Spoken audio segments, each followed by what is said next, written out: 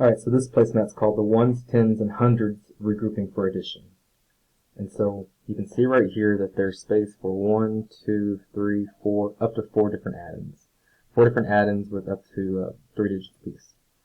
So just like kind of before, you can pick numbers. So I'll do 42, 131, 61, 28.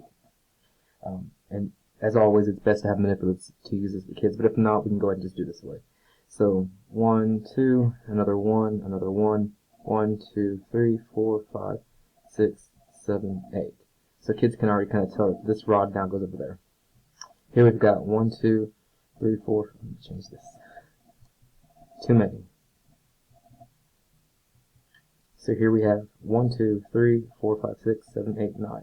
So it's 1, 2, 3, 4, 5, 6, 7, 8, 9. And we have the other one right there, which makes it 10. So we can see we really just have these 2 ones left. We have this one, these 10 ones now become a rod, so now we have 10 rods, or 1 flat.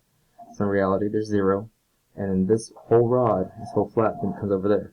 So we got 1, and then we have another 1 from that one we just carried over. So our number is 202. Something kind of simple like that, your students need it.